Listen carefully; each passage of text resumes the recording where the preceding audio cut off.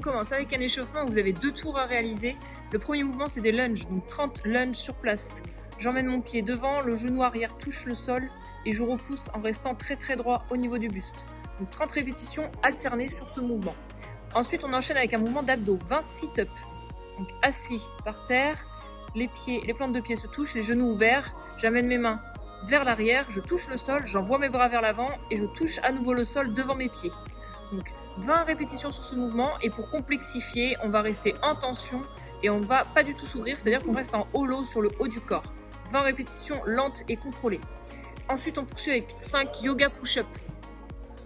Donc en position bassin vers le haut, je vais descendre de manière à faire une vague, la poitrine vient en direction du sol et je finis bras tendus. Ça, c'est équivalent à une rep. Je replace mon bassin vers le haut et je refais la descente en contrôlant bien. Donc 2 tours là-dessus, 30, 20 et 5.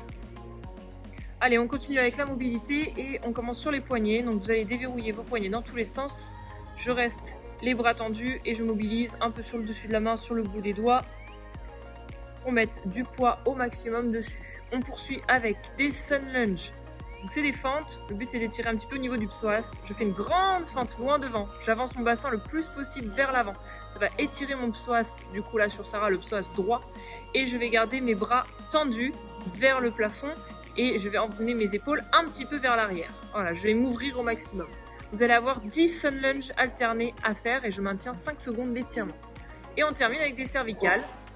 Donc je viens m'asseoir et faire un peu de rotation dans un sens, dans l'autre, un peu de oui, un peu de non et des inclinaisons sur le côté pour bien préparer les cervicales sur les HSPU. Et on finit là-dessus sur la mobilité. Allez, c'est parti sur le WOD, c'est un AMRAP de 23 minutes et on commence par des lunges. Donc 10 lunges alternés, fente en ayant le pied qui va vers l'avant, le genou touche le sol et je repousse fort dans la jambe qui est placée devant moi. Donc 10 fentes alternées.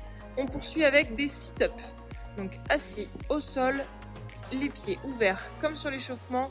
Je viens toucher le sol derrière moi, toucher le sol devant moi en essayant d'envoyer mes bras rapidement vers l'avant. Donc 10 sit-up ou alors, version plus compliquée, sit-up en restant très fermé sur le haut du corps. Voilà, dès que j'arrive le début de mes omoplates au sol, boum, je repousse tout de suite et je me ferme. On poursuit avec un dernier mouvement de la gym 5 strict HSPU. Donc en équilibre, main un petit peu plus large que mes épaules, je descends, mon crâne touche le sol et je repousse en strict à la force des bras. Je pense à bien emboîter ma tête entre mes épaules. Pour ceux qui ont un petit peu de mal sur les strict HSPU, on va faire des pikes. Donc bassin surélevé, le sommet du crâne vient toucher le sol et je repousse à la force des bras. J'avance bien ma tête vers l'avant et je passe bien ma tête vers l'arrière à la fin de chaque répétition. La petite subtilité du coup sur ce WOD, c'est que vous allez avoir des reps à rajouter, 2 répétitions, uniquement sur les lunges et les sit-up. Donc 10, 10, 5, 12, 12, 5, etc. Jusqu'à ce que les 23 minutes soient terminées. Ok, j'espère que le WOD s'est bien passé, que la semaine également. N'hésitez pas à nous faire vos retours, et à nous identifier sur les réseaux. Salut!